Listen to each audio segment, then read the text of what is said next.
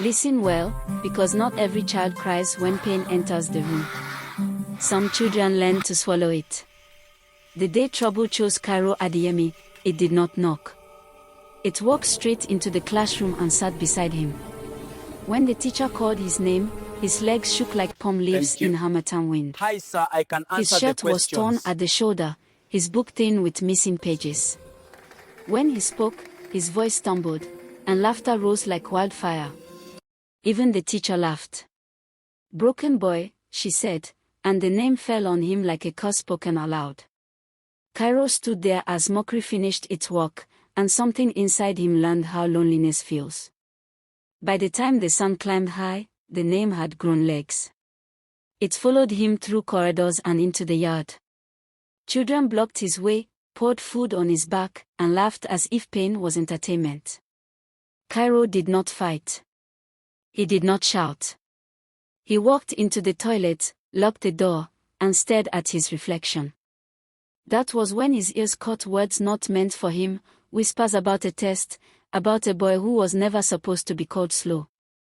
That night in Rossville town, his mother sat beside him, her voice soft with regret.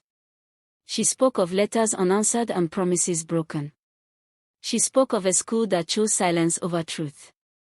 As rain touched the roof, Cairo understood something heavy. When people fear what you carry, they hide it first. Sleep refused him. He returned to the school when night owned the world. In the archive room, dust told stories older than lies. There he found his name sealed away, surrounded by words like gifted and rare. Before hope could breathe, the vice principal arrived, smiling like a man who knew too much. He took the file and said, "Some children must remain small." The next morning, shame was served publicly. On the assembly ground, Cairo was accused, mocked, and recorded. His humiliation traveled faster than truth. That evening, a message came like a drumbeat in the dark. "Be still. Watch. They are afraid."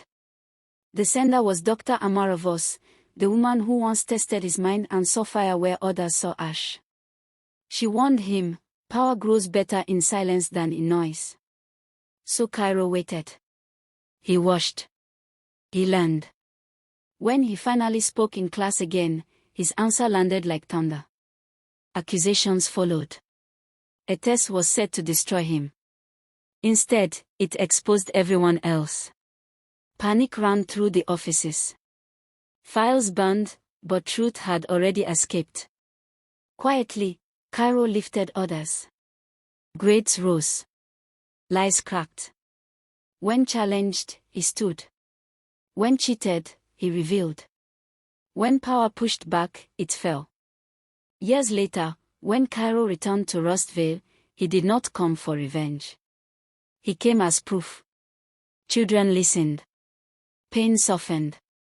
And one small boy watched him leave, knowing his silence no longer meant weakness.